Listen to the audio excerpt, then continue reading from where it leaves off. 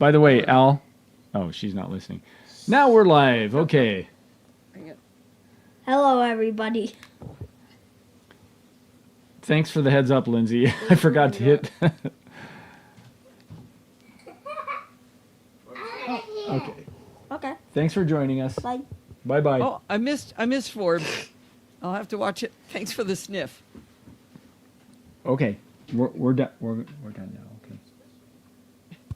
She's gonna say a quick hi. Say hi. Hi. And now we got to go. Bye. That's it? Yeah. Okay, you want to say hi from this room? Oh, you want to listen to Pip here? Okay. I sound the same. Hello. Hi, Forbes. Ask them what kind What? ask them what kind of phones they were. Okay, I think we should get There's going. new phones coming out. Ask them about it. All right. Pippi? The audience, all these people are listening to you. Oh, okay. I am certain that Forbes is not going to be a podcaster when he grows up, and Sienna is. Yeah, he's kind of like, he's more like I am. He's Yeah, more you're- like I. No, that doesn't sound right. All right. Well, let's see. It's probably time for a roll call. I think it is. We have Kevin and Bruce and Mike and Jill and Lynn and John and Sutter and Sandy and Seamus and Steve. And Zoe. Anyone we missing? Yeah, I think it. Did they have a time change, or maybe she just couldn't make it this week? Coming soon. Anyone else we miss in the sidebar? Yeah, Mike is right. Well, Forbes aged about 12 years today when he got a new haircut. Yeah. All right. Let's get started. Let's get this We show are on going to the get road. started.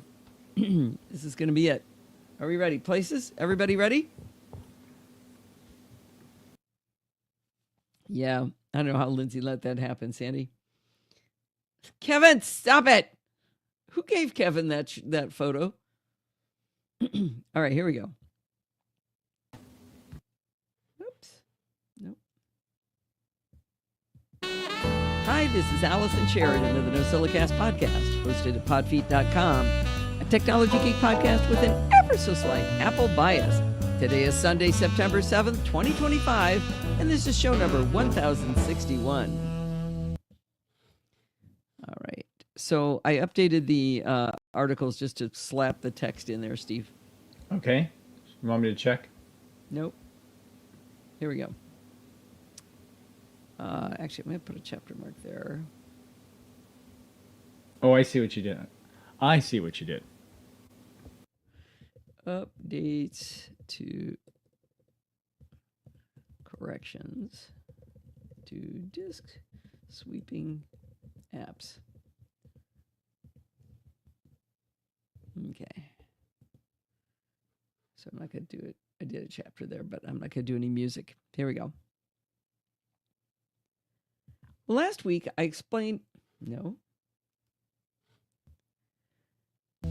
Last week I explained to you why I run multiple disk sweeping apps in order to find the most disk space to recover. I didn't have enough time to let each of the developers read what I was going to say before it hit the podcast, but after they did get a chance to read, several of them gave me some swell additions about their apps. In the original article, I've included them back in that original article with the words breaking news around each section that I added back in. So the updates and corrections are in there if you want to go back and read it. But I want to tell you what I said. So the first one was, after I posted the article, I got a lovely letter back from Disk Graph developer Nick Kick. Among many other topics, he pointed me to a menu option I hadn't noticed under View that says Show List. If Show List is checked, above the graph view, whether it's tree or pie view, you get a column list view of your folders showing their size. As you drill down into the graphical portion, the list view updates to show the details of your new selection. That means Disk Graph actually gives you the best of both worlds, and Nick did take the care to ensure that the list view is accessible to VoiceOver. I am very handy to stand corrected when I originally said that none of the graphical apps were accessible. Nick has proven me wrong, and I'm really glad about that. So Disk Graph is accessible. Now, I have another addendum about Disk Graph after chatting with developer Nick. He pointed me at the layout option under the View menu, which is available when Tree View is selected. I don't know if you remember, but I said that the tree view kind of broke my brain. That layout just didn't make any sense to me. He pointed out that under layout, you can choose between several different ways that these little blocks are laid out. The default, which is what broke my brain a little, is called snake/spiral. I changed it to stack, and then it resembled the way Grand Perspective displays it, which makes more sense to me. You can also choose just snake, which goes left to right by size, or spiral, which spirals in by size. I think it's great that Nick gives us all these options, and he and I have been going back and forth on how maybe to make it more obvious that those are options that are there for you. Now, while he was helping me understand, I also explained that the gray boxes that... Nope. He explained...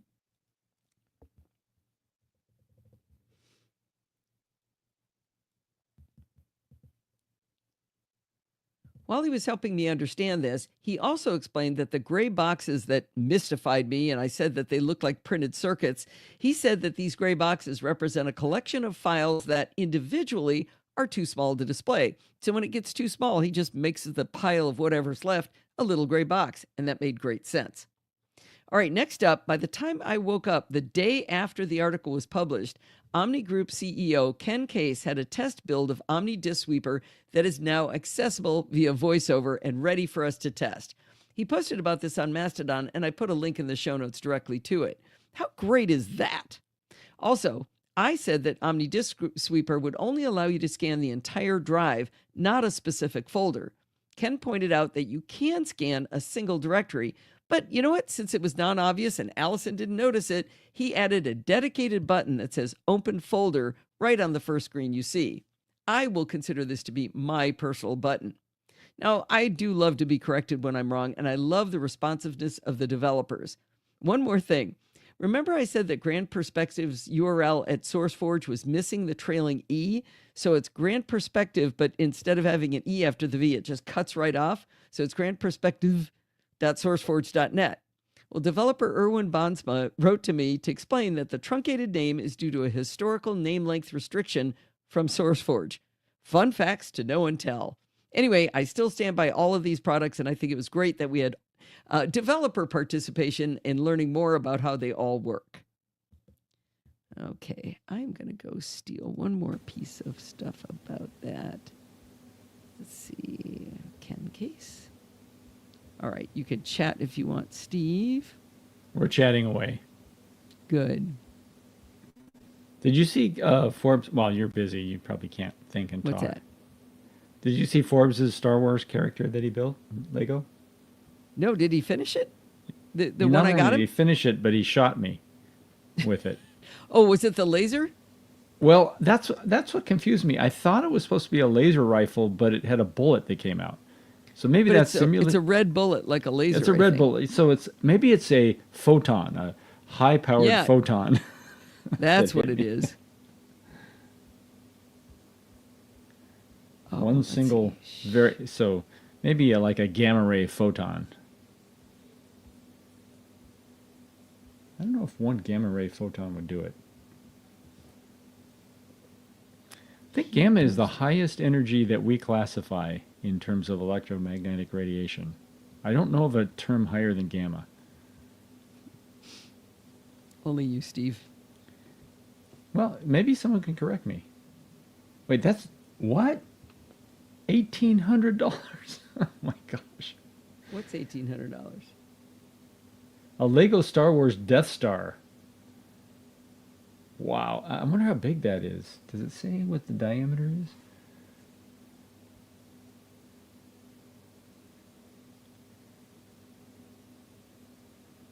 Wow.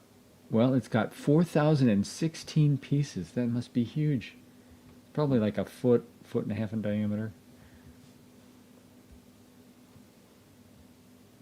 Maybe it's 10 feet. No, it'd be too big. It'd be a heavy Death Star. You're having fun tonight, aren't you, Steve? Reasonably. All right. Where are we going? Tiny tips? Got a long one here. All right. I'm out of here. All right.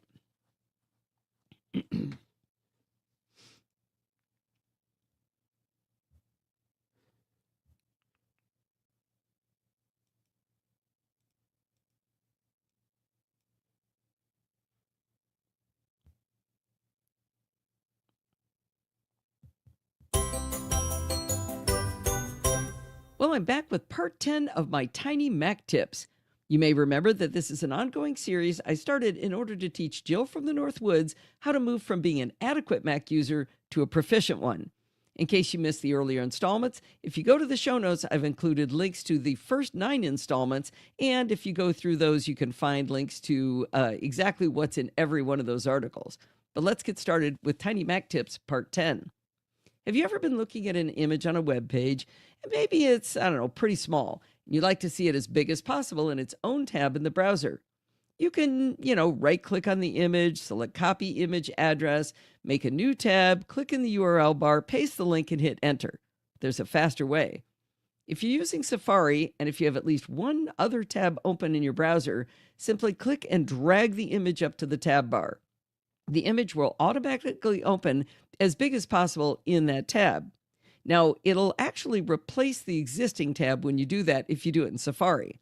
But if you're using Firefox or, say, a Chromium browser like Microsoft Edge, when you drag the image to the tab bar, it creates a new tab for the image. This tiny tip also works with URLs. Click and drag on any URL and just pull it into the tab bar.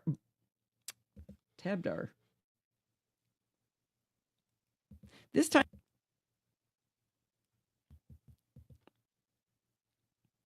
tiny tip also works with URLs. Click and drag on any URL and just pull it into the tab bar to automatically open the link. No more right-clicking on a URL and choosing Open a New Tab. Now, this was definitely not a life-changing tip, but it's kind of an interesting way to open images and links that might be a bit easier than all that right-clicking and finding the option in the contextual menu. The next Tiny Mac tip is life-changing. That's if you consider saving maybe a few seconds on an operation you do hundreds of times a year to be life-changing. I'm sure you know that with any document or web page on the Mac, if you choose Print from the File menu, you'll see an option at the bottom that says PDF.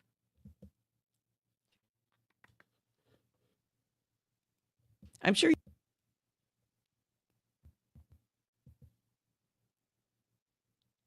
you know that with any document or web page, if you choose Print from the File menu, you'll see an option at the bottom that says PDF, and it has a little drop-down chevron.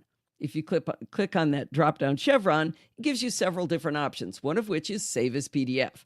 I have been using this drop-down to save documents to PDF for ages and ages. And then I was listening to the Mac Geek Gab when Pilot Pete pointed out something I did not know. Instead of clicking on the downward chevron next to the word PDF to get the drop-down, it turns out the word PDF is actually a button, and it instantly opens the Save dialog box. Using the button saves not just one click, but 2 every single time you want to save a file as a PDF. Maybe this is one of the ones where you're going to say, geez, Al, everyone knew that but you. But you know what? It made me so darn happy when I heard about it, I wanted to share it with you. Okay, did everybody know that one?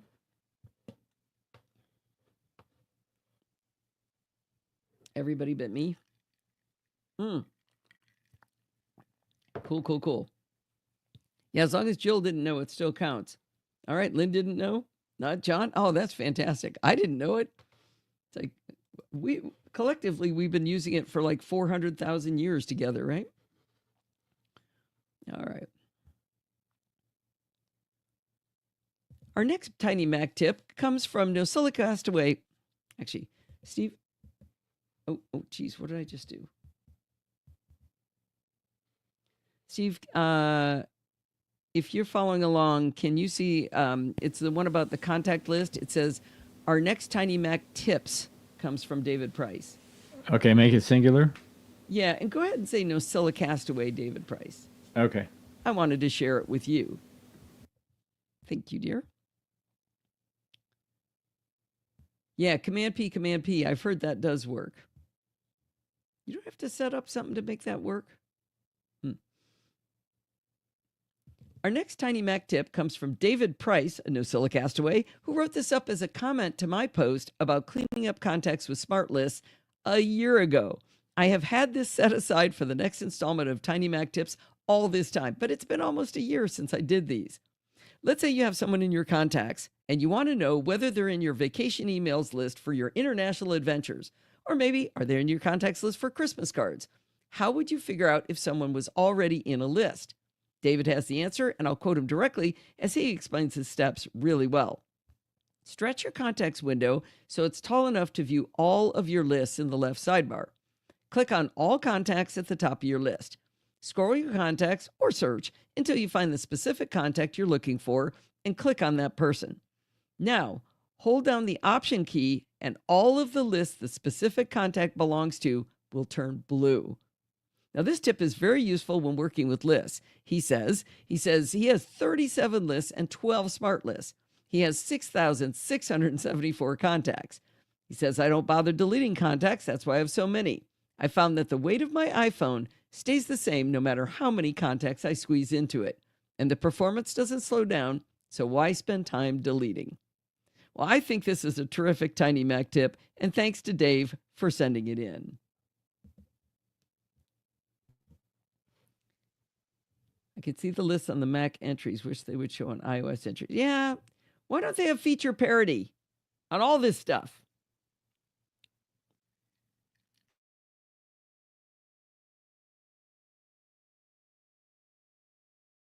Get your dog to pee? That's good stuff.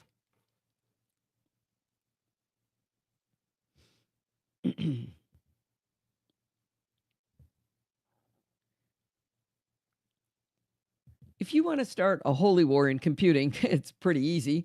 Start an argument between Emacs versus VI or Vim. You can talk about tabs versus spaces. The list goes on and on. We'll fight about anything. But the hill I will die on is that column view in macOS Finder is the right view. I know a lot of people think list view is superior, but I find it a dreadful waste of clicking and scrolling when folders get deep and full of files. The only time I ever use list view is when I need to sort by one column. In list view, it's really easy. You just click on the column title and you're sorted. Adam Christensen, also on the Mac Geek Gab, explained that you can sort in column view too. When he said that, my ears perked up. The trick is to find some empty space to right-click. Let's say you've got a column of files in a folder. If there's any space below the list, empty space, you can right-click there, and in the contextual menu, you'll see this Sort By option. Now, you don't have infinite sorting options, but the usual suspects are there, like date last opened, date added, date modified, date created. You've also got kind, size, tags, and a few others. Now, if you don't have space below the column of files and folders that you're in, don't select any folder, and the empty column to the right can bring up this same contextual menu as well. The interesting thing is that this sort by criterion applies to all Finder windows in their column view. This often confuses me when I open another window, so be sure to put it back to the sort you normally like, say by name, when you're done. Now that we can sort files and folders in my beloved column view, there's no reason to even continue the discussion about which view is better. Oh, caps lock is useful. Oh yeah, there's a lot of hills. I'm dying on them all. Yeah, caps lock would win over this one. I'd give up column view for caps lock. It's going to be a hilly death. All right.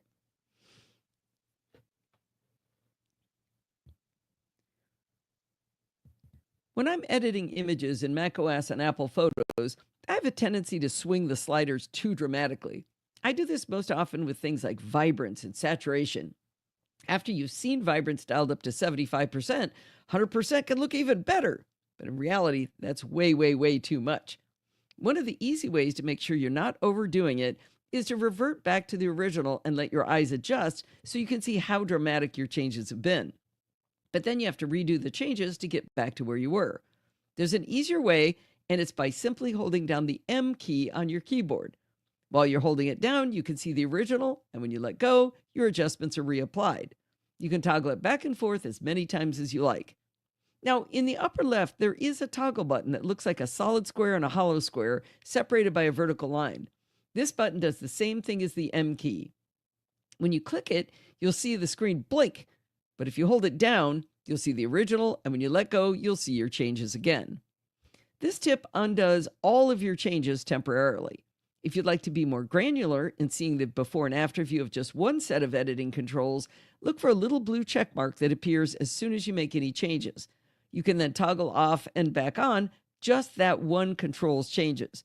I found both of these methods, The M key and the blue check mark invaluable in seeing when I've gone too far with my adjustments in Apple Photos. Oh, how could you, Jill, really? You are a heathen. Don't go along with Mike. All right, let's talk about Kevin while he's gone. Hyperkey. What? You can't hold down the keys? You lose. How long does it take you to spell NASA? That's like 8 things you have to type instead of like 5.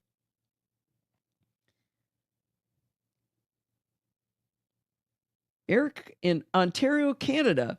Hi. I think you've been here before, but it was maybe a long time ago. Am I right? How often do you spell NASA? Well, you should be spelling it all the time. I just mean acronyms, words with a bunch of capital letters. You spell them all the time. In fact, hyperkey, just go spell that in all caps and let me know when you're done. Hold the key. Yeah, but when you have to switch hands, you have to hold the other key. You have to go back and forth, back and forth, back and forth. 12 years ago. Wow, that is way back. All right, I better keep going here. Now I've got a fun Tiny Mac tip for the true control freaks amongst us. On a standard Mac keyboard, you have dedicated keys for brightness up and down and for volume up and down. If the increments you get when changing brightness or volume are not fine-grained enough for you, hold down Option-Shift while hitting those keys, and you get a quarter-step change instead. I have racked my brains trying to think of a single circumstance when I've ever needed this level of control, and I can't think of one, but I thought you still deserve to learn about it. Now here's a more mainstream companion tip. If you use the volume up-down keys while audio is playing, it's easy to hear the change you're making. But what if you want to set the volume while audio is not playing? Hitting the keys doesn't make any sound. However, if you hold the Shift key down while you make the changes, you get a little boop sound so you can hear the volume changing. I keep forgetting that the Shift key does this, so I'm hoping telling you about it will help cement it in my memory. Now, system settings has become a quagmire these days. While most settings are hard to find and they're buried deep within this chasm, if you hold down the Option key and tap on one of the volume keys, mute, lower, or higher volume, system settings will automatically launch right into sound settings. So Option and hit any one of the sound buttons and boom, you're into system settings set to sound. Likewise, the Option key plus either the brightness keys opens system settings to displays where you can adjust the brightness and more. Now that's a lot for one tiny tip, so let's review. Option plus brightness or volume opens system settings to the appropriate setting. Shift plus volume keys to hear the changes you're making.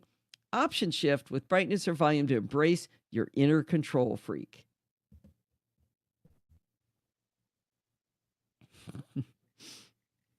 John, whose team are you on?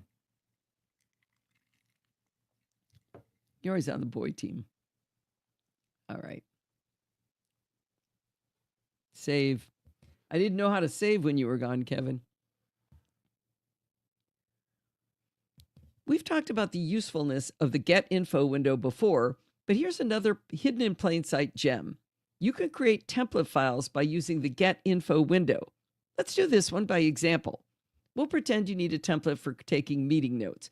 Open TextEdit, create a new rich text format file. Then create some headings like meeting. Wait.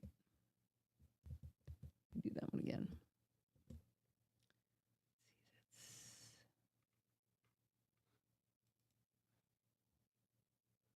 These are going to be sub-chapters.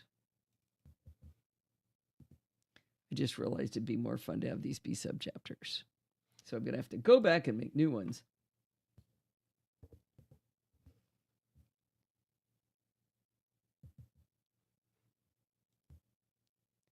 We've talked about the usefulness. No, come on. We've talked about the usefulness of the Get Info window before, but here's another hidden in plain sight gem. You can create template files by using the Get Info window. Let's do this one by example. Let's pretend that you need a template for taking meeting notes. Open TextEdit and create a new rich text format file. Let's create some headings like meeting title, key takeaways, action items, and notes. Then make them bold. In between the headings, let's put a numbered list under key takeaways, an unordered list under action items, and then for notes, we'll just have random text. Save the file as meetingtemplate.rtf and close the file. Now in Finder, select the file and use Command-I to open Get Info. Under the General section, which may be closed by its disclosure triangle, and you might have to open it up, below the kind, size, and date created and modified, you'll see a small checkbox that says Stationery Pad. Check that box. Now, double-click your meeting template file and notice that the name of the file that opens is now Meeting Template Copy. This means that when you save under a new name, you are not overwriting your template file. Now, this cool tip isn't just for text files. Try it out with any other application that works with single files in the file system. I checked it with tools from Apple Numbers to Affinity Designer, and it worked. This stationery pad capability has been available in Get Info for ages and ages. Like I said, hiding in plain sight. This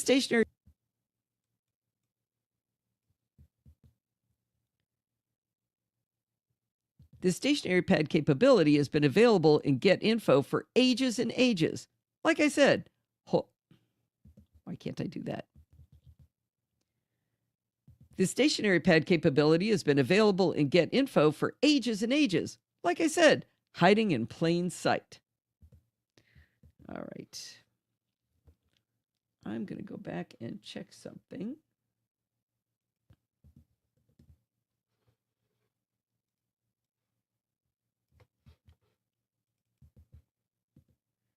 Okay, I'm going to go back here.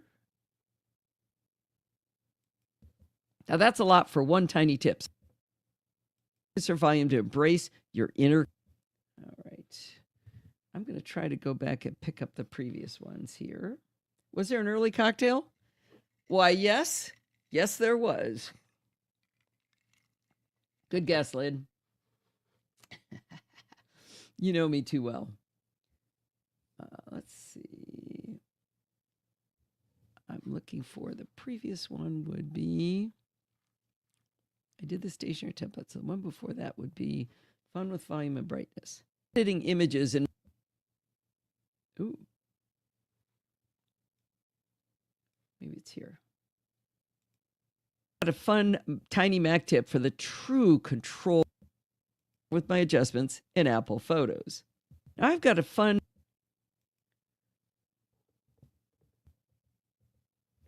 Okay. Fun with volume and brightness. Whoop, no. Don't apply. There's a URL.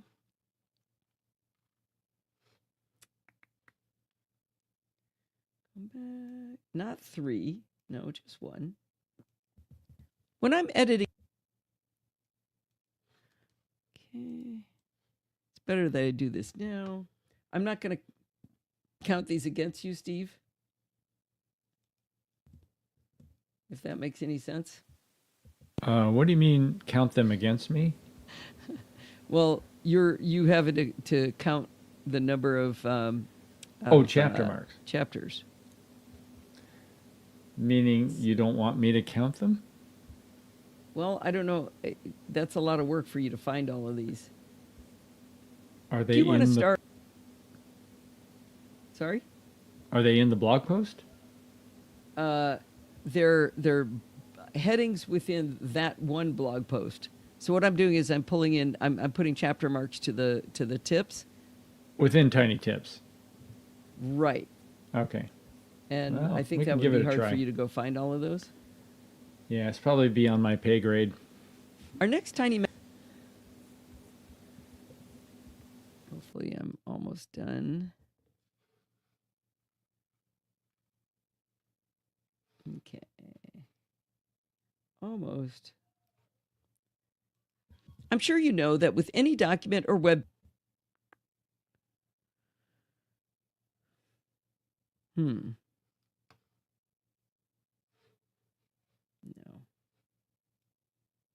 Right here. This tiny tip.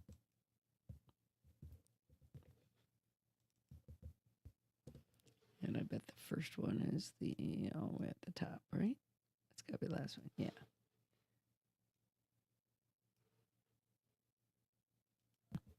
Have you ever been looking at... There it is. Nailed it. All right. Delay of game. Okay. So now I can go down to this one.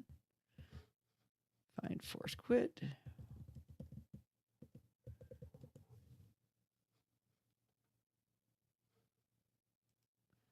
Why is that not working? All right, I can do it this way then. Here we go.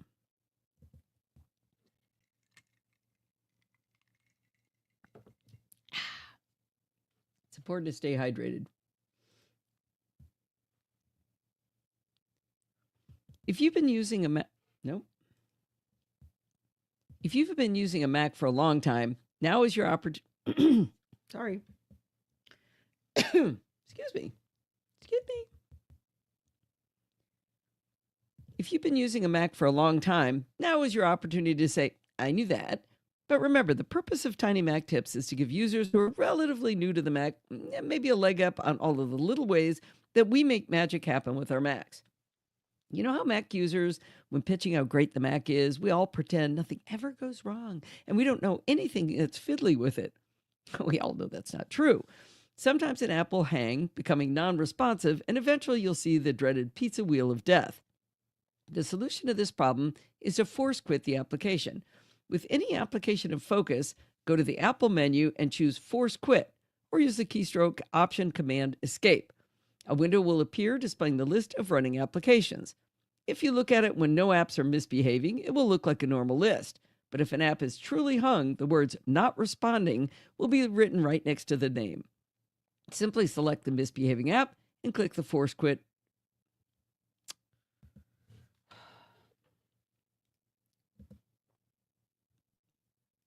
Simply select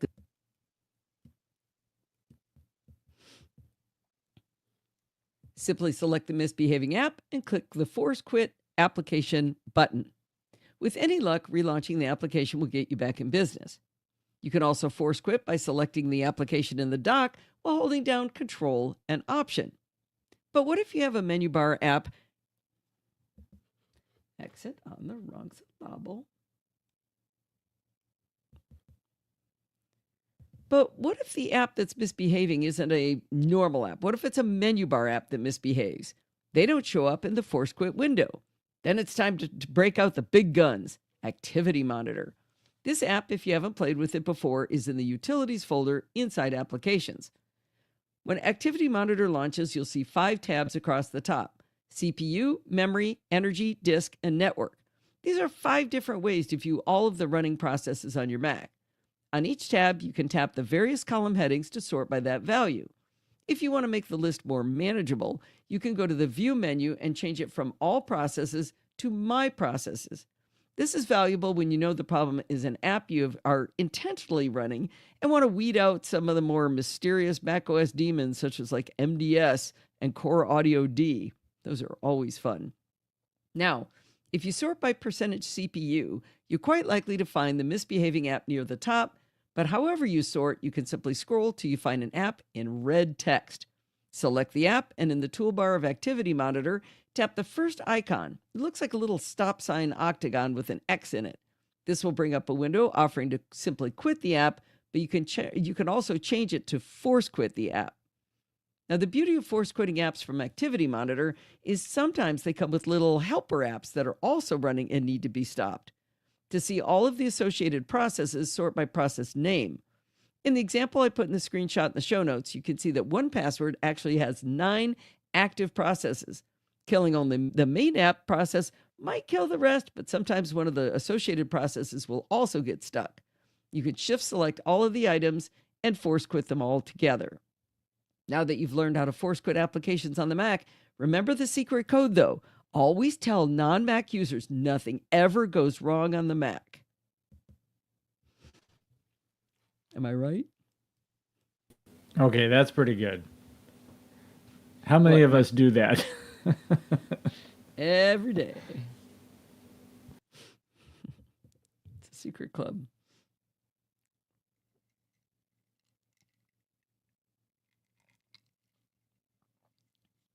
Oh, Steve, say yes. All right, Lindsay, say yes. His apple cider donuts. I wanted to write a song to him.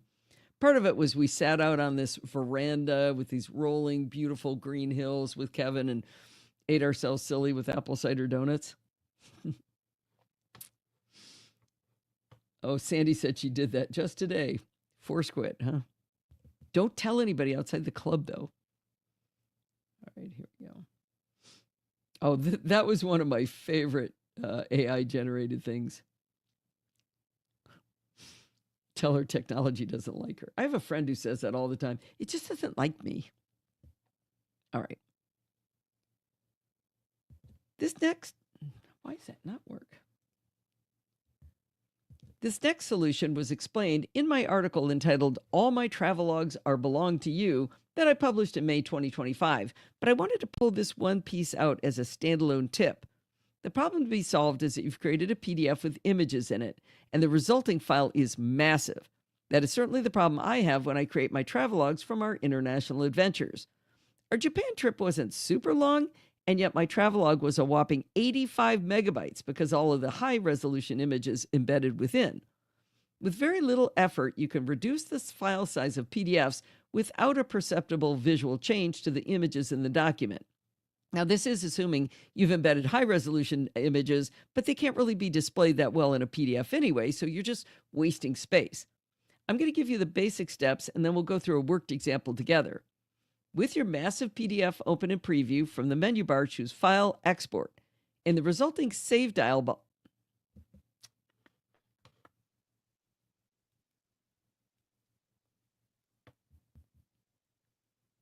With your massive PDF open in preview, from the menu bar, choose File, Export.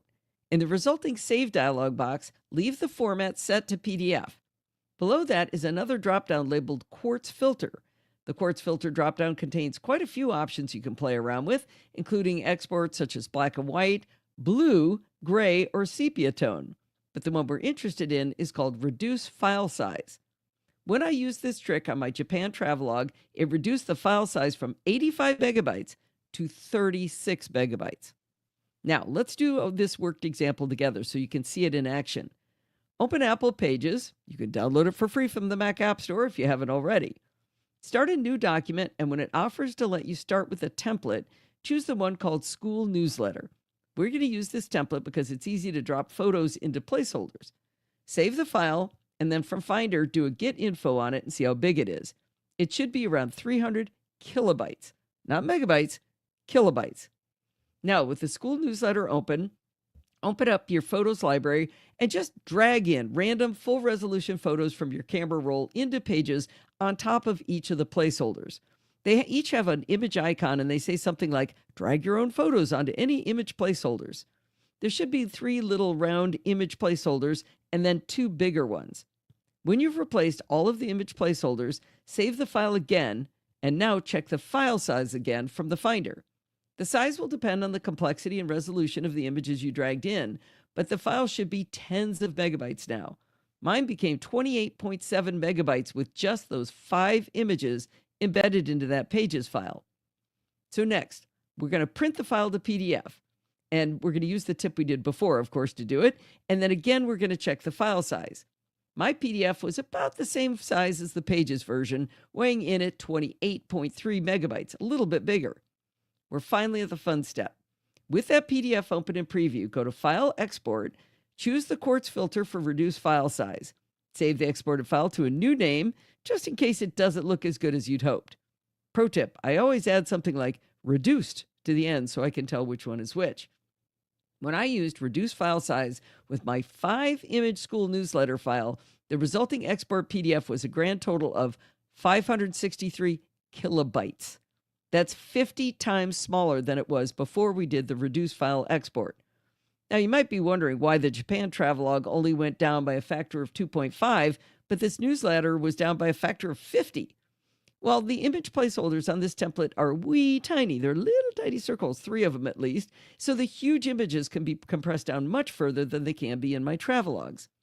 Because I'm a scientist, I printed both versions of the PDF for the newsletter on my color laser printer just to see if I could tell the difference in real life. I didn't spend money on good paper, but I got to tell you, these two files, 28 megabytes and what was it I said it was? 563 kilobytes? The two pieces of paper looked identical to me. And maybe you've got tons of disk space. Maybe your data isn't capped. And maybe you have high-speed internet. You don't have to worry about storage on your mail provider. But you know what? The people you send your PDFs to with images in them will surely appreciate that you took the care to make the files small and snappy without perceptibly lowering the image quality. Now, the bottom line is, oh wait, save.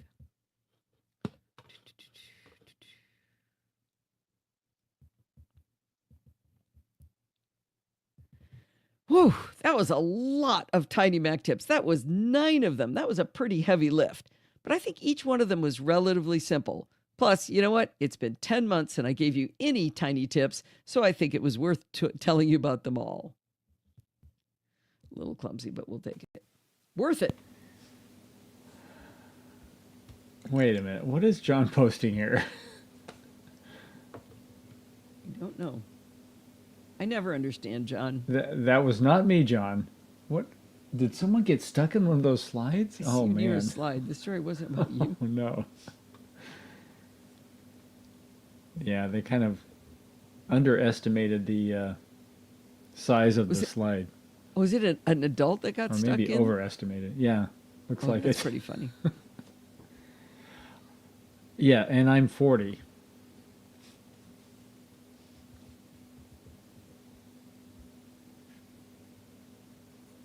So none of you guys caught me in a mistake last week. Oh, did you make a mistake? I made a big mistake. Do you want to elaborate, or have you already? Well, I'm going to tell you about it, but we started talking about people who support the show from way back in Patreon. Mm-hmm. And last week, it should have been 2018, but I went backwards. I was on 2017, and I should have gone to 2018, but I went backwards to 2016. That's Really? okay. I know you guys can't pay attention that well. All right, here we go. Well, did anyone notice last week when I said I was singing the praises of the 9-year Patreon donors from 2016? Yeah, I did the math wrong. Those were the 2018 donors, so it should have been 7 years of dedicated patronage. You know, for somebody who got A's in calculus, you'd think adding and subtracting 1 would be easier for me. But that's not the case. Let's see if I can do this week's correctly. While I thank those who've been donating for 6 solid years since 2019, we have Helma, Dean, Greg, Klaus, Francis, Frank, and Ryan. Thank you to all of you for being part of the Cool Kids Club for so long. Now I got to say that ending again. Thank you to all of you for being part of the Cool Kids Club for so long. Our math skills may need work. It's arithmetic. Jeez. So, okay, here's a question for Sandy. You have the statement for someone who got A's in calculus. So A's, you had a capital A-S. So it looks like as. No apostrophe. There's no I know it's not possessive, but it looks like as. A capital A-S as. Sandy, is that the way it's done? It's just A-S, capital A, small s? Oh. No, Sandy, that's not right. That's the sentence. The A's are possessive. That's wrong. No, I don't think it has to be possessive. Apostrophes are used for other reasons, like shortening. Thank you, Lindsay.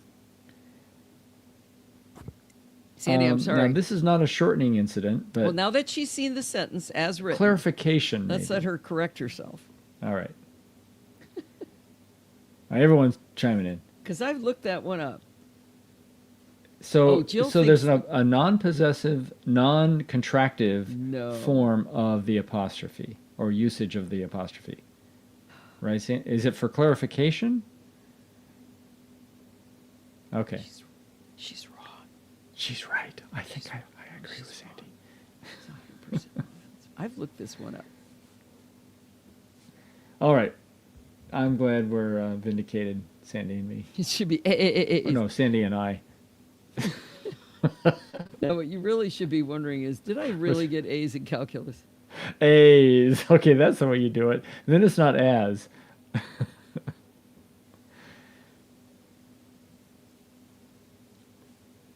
Wait, do you still have some more? Oh, you do. You have a chit chat. Yeah, it's going to be quick. How long without a caps lock? Is Bruce the one that commented about caps? Oh, yeah. Okay. Yeah, you guys do it without a caps. Okay. Nicely played, Lindsay. Let's see. Do you need to hear Adam say plank, Steve? Oh, yeah. Hold on. Are you ready? Yes. You got it? You sure? You got her? Yeah, I got it. Name the movie. Die Hard 16. Blink! Why'd you talk over the plank? Jeez. You asked me to name the movie. I didn't ask you to. I knew you knew the movie. Here we go. Shush. And blink. Oh, it kind of it's a build-up plink. Is it No really one's ever good? done that before. Okay, so that one's Okay. Oh there. man, perplexity. Oh gee. What does perplexity answer?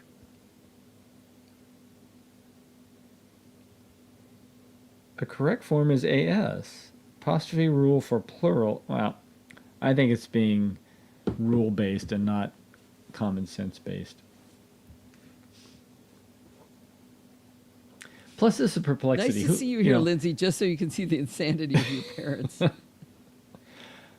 I don't know if I agree with that assessment, Sandy, artificial assessment.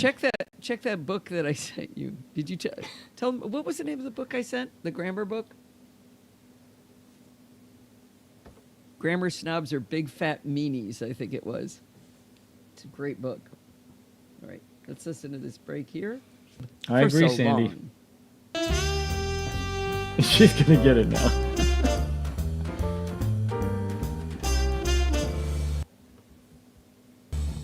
Nope.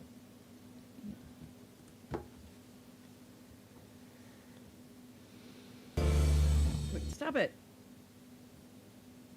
Good grief, what am I doing? I'm hitting all the wrong I don't know keys. what you're doing.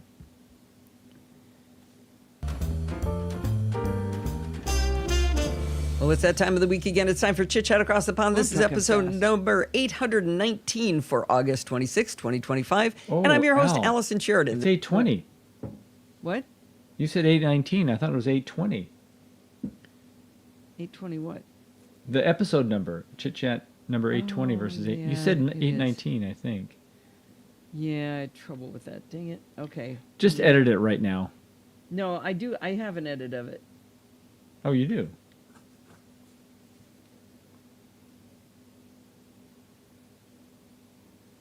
Yeah. I think what I'm going to have to do, though, let's see. I'm going to save. Just, in case I Just do put that. an AI voice Just in there. hush, please. No. No. I think this is going to do it. For so long.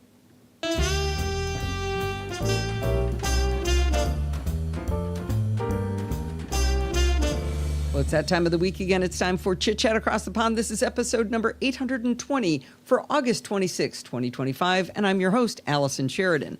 This week, our guest is Adam Angst of Tidbits Fame and Fortune. How are you today, Adam?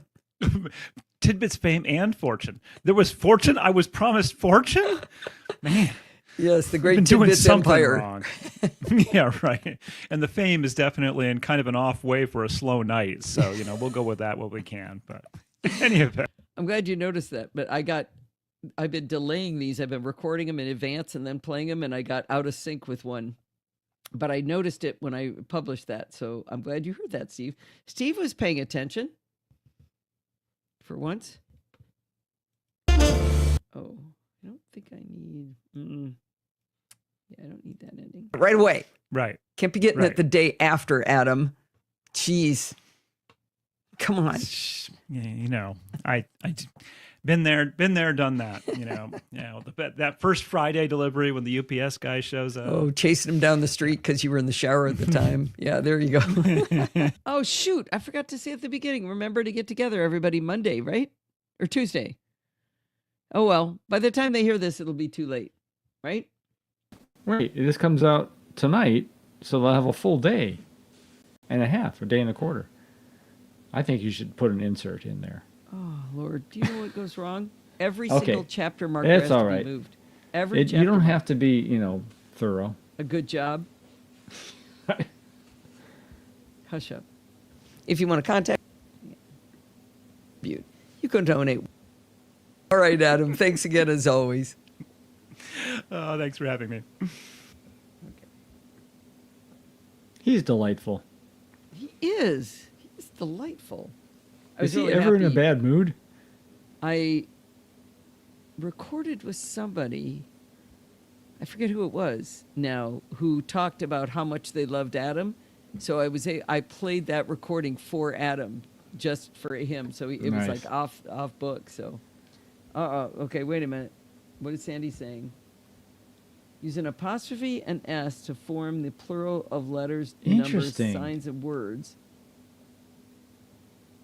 Two All M's. right. So we may have What's the conflicting... date on that book? The publication date, Sandy. Now you're questioning the rule change over Oh, time. no, it could be that it used to be that way. Well, we like to stick to It's the timeless, she said. Well done. I don't know, Sandy. I will find Exactly. sources because I've looked this one up. This one really bugged me. All right, here we go. So the thing is Tuesday at 10 a.m. Join us at podfeed.com/live. Pacific. I'm just 10 trying to a.m. get the Pacific. word. Hang on. No, stop. Tuesday at 10 a.m. Pacific time at podfeed.com/live. Okay, let's see if I can wing it. Hey, before you go, because I know you're all going to fast forward past the endings credits where I tell you all the ways you can contact me, but I forgot to say at the beginning, don't forget that during the live Apple event at 10 a.m. Pacific time on Tuesday, what is that, the 9th of September, Steve and I and a lot of NosillaCastaways will be in our live chat room.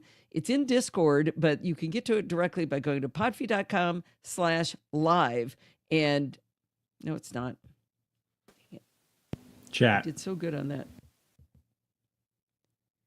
Wait, before you go, because I know you're all going to fast forward because of all the credit stuff where you learn how to contact me and nobody listens to the end of the podcast anyway. But don't forget that during the live Apple event at 10 a.m. Pacific time on Tuesday, September 9th, we will all be in the live chat room, which you can get to by going to podfeed.com/chat. And that'll take you into Discord. If you've already been there before, you got an account, whatever. It's free to get in. No, there's no walls or anything to jumping, no hoops to jump through to get through, except for the fact that Discord's probably going to ask you to update about 18 times. Anyway, Steve and I will be in there. We'll all be just text chatting. There won't be us in voice at all. So you'll be able to listen to the show from Apple, but be able to talk to all the other lovely NosillaCastaways. And I hope you'll join us there. Now you can fast forward because here comes the ending. That's going to wind us up for this week. Did you know you can email me at allison@podfeed.com anytime you like? You know what? I need some more dumb questions. I want some easy questions, some softballs, some stuff I can answer. That'd be really fun. Let's see. Remember, everything good does start with podfeed.com. You can follow me on Mastodon at podfeed.com/Mastodon. If you want to listen to the podcast on YouTube, you know the cool kids are all on YouTube, podfeed.com/YouTube. If you want to join the conversation, you can talk to in our Slack community at podfeed.com/Slack. Again, all the other lovely NosillaCastaways are in there. It's awesome. Bart even stops by from time to time. You can support the show at podfeed.com/Patreon. Like all of these long-term people that we've been talking about are just such great heroes of the show. Or if you want to do a one-time donation, go to podfeed.com/donate. You can use Apple Pay, any credit card, or you can use podfeed.com/PayPal. And if you want to join in the fun of the live show, head on over to podfeed.com/live on Sunday nights at 5 p.m. Pacific time and join the friendly and enthusiastic NosillaCastaways. Thanks for listening and stay subscribed. Whew. That was pretty good winging it for me. Not bad. Unscripted. Unscripted. Off. Boy, it's like a reality show or something. Uh-oh, Kevin says to count and unmute. I don't see any muting. Thanks for listening and stay subscribed. Okay. How many real chapters? Let's see. Are you going to count the updates and corrections to disk sweeping as one, Steve? Say again? Counting the chapters. Count Yes, updates and disk corrections sweeping? to disk sweeping. Disk sweeping apps. Count that one. Updating. Okay. 1, 2, 4. That's got to be right. I can't have gotten that wrong. Wait, 4 just for disk sweeping? Or, No, 4 total. I'm losing you. How many 4 did you total? get? With or without?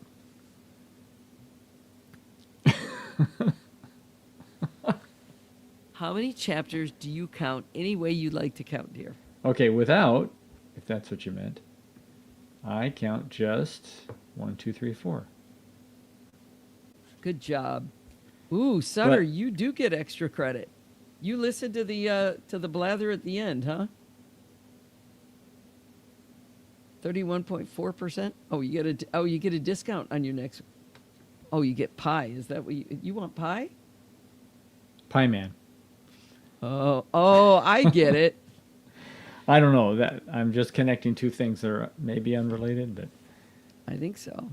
and I'm not sure. Yeah. Okay. All right. Oh, come I on. am actually uploading Nice, the show. Sutter. What do you say? Is it chapters or chapters with chapters? Chapters It is- says. Oh, so that brings up something. So Lindsay's son's name is Forbes, our grandson that you met. You talked to him tonight.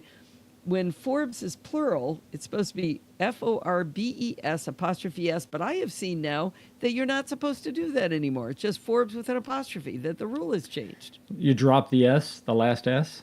Yeah. It's an implied S. It could be an I or a me.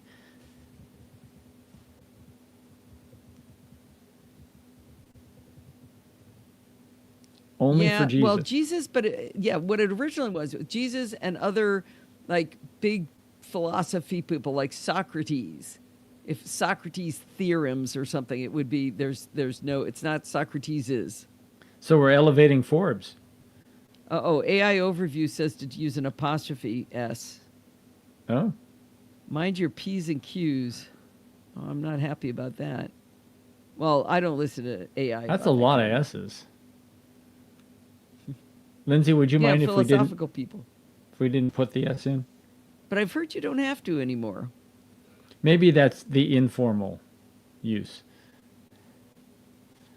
I need to find some modern. Did we ever get it? Did Sandy give us the published date? Timeless, I think, was the response. Oh, that's right.